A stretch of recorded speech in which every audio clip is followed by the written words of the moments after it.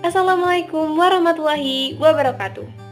Halo teman-teman, perkenalkan kami dari kelompok 4, kelas 5B, Fakultas Kesehatan Masyarakat Universitas Diponegoro.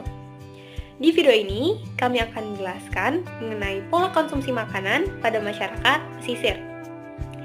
Salah satu pengaruh pola konsumsi makanan di masyarakat adalah ketersediaan bahan pangan di suatu daerah.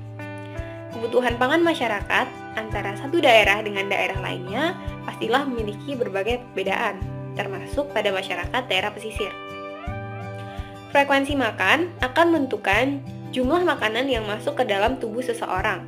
Namun, frekuensi makan belum tentu sebanding dengan kebutuhan gizi. Kebutuhan gizi tercukupi dilihat dari kandungan zat makanan yang dikonsumsi. Nah, akibatnya dari masyarakat yang kurang memahami kandungan gizi dari suatu makanan tentu dapat menyebabkan kurangnya asupan gizi pada tubuhnya. Seperti yang kita ketahui, pangan merupakan segala sesuatu yang berasal dari sumber hayati, mulai dari produk pertanian, perkebunan, kehutanan, perikanan, peternakan, perairan, dan sebagainya. Menurut hasil observasi dari 10 orang masyarakat di Desa Ranuharaya, Kecamatan Moramo, didapatkan 6 responden menuturkan bahwa pangan lokal di wilayah desa tersebut adalah sagu. Akan tetapi, konsumsi sagu tersebut masih sangat kurang, dikarenakan masyarakat lebih memilih pangan nasional seperti beras.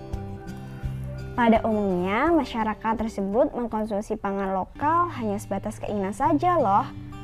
Padahal gizi dari pangan lokal tersebut sangat banyak mengandung energi, protein, lemak, dan zat gizi lainnya.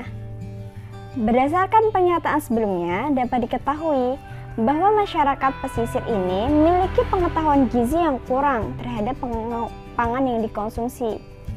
Hal tersebut menimbulkan berbagai macam persoalan baik dalam rumah tangga maupun derajat kesehatan masyarakat.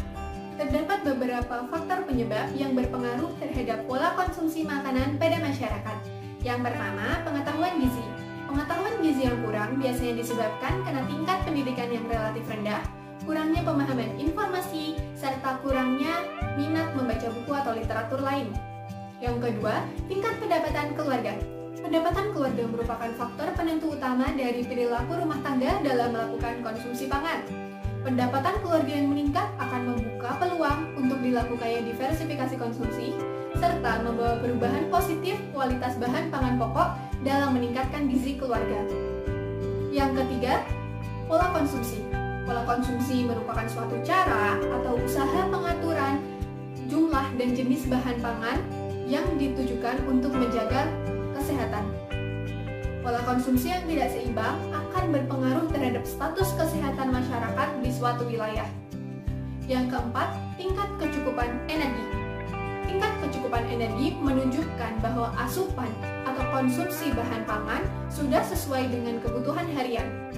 Kecukupan energi anggota keluarga yang masih kurang biasanya disebabkan karena jumlah dan jenis bahan pangan yang dikonsumsi tidak sesuai. Misalnya saja, jumlah atau porsi makanan yang dikonsumsi anggota keluarga masih kurang dari standar minimal yang sudah ditetapkan. Tentunya, terdapat akibat dari pola konsumsi pangan masyarakat pesisir Desa Ranuharaya, yaitu pola konsumsi pangan lokal dan non-lokal berdasarkan konsumsi energi dan protein. Sebagian kecil dari masyarakat berkategori kurang, dan sebagian besar kepala keluarga berkategori cukup pada tingkat konsumsi energi dan protein. Dengan begitu, ada kemungkinan bahwa masyarakat desa tersebut mengalami kurang energi protein atau biasa disebut dengan KEP. Seseorang yang mengalami KEP akan kekurangan makronutrien yang merupakan sumber energi, termasuk protein yang merupakan sumber cadangan bagi tubuh kita. Keadaan ini apabila berlanjut maka akan menyebabkan penurunan produktivitas kerja serta prestasi belajar. Pola konsumsi energi responden dikatakan kurang karena ketersediaan pangan keluarga yang tidak mencukupi seperti beras, nasi, ataupun lainnya. Selain itu, tanggungan yang dimiliki cukup besar, kurangnya pendapatan, serta kurangnya pengetahuan terhadap gizi keluarga merupakan faktor yang menyebabkan pola konsumsi energi responden dikatakan kurang. Pola konsumsi energi yang kurang juga terjadi karena saat memperoleh hasil tangkapan ikan, masyarakat justru menjualnya untuk kepentingan kebutuhan lainnya, serta kurangnya perhatian terhadap gizi keluarga. Nah, lalu apa sih pencegahan yang dapat dilakukan? Upaya pencegahan yang dapat dilakukan salah satunya adalah revitalisasi kebun dan pekarangan untuk ditanami pangan pokok non-beras sebagai upaya pemenuhan gizi masyarakat pesisir Desa Ranuharaya. Hal tersebut melibatkan Badan Ketahanan Pangan, PKK, dan Dinas Pertanian. Upaya ini tuh sudah mulai dicanangkan oleh Badan Ketahanan Pangan Sulawesi Tenggara dengan melaksanakan gerakan P2KP. Apa sih gerakan P2KP? Gerakan P2KP merupakan upaya pemerintah dalam pengembangan pangan pokok lokal dengan membuat kegiatan MP3L, model pengembangan pangan pokok lokal di Provinsi Sulawesi Tenggara. Upaya tersebut dilaksanakan di 12 kabupaten atau kota dengan bahan pangan lokal berupa sagu dan juga umbi-umbian.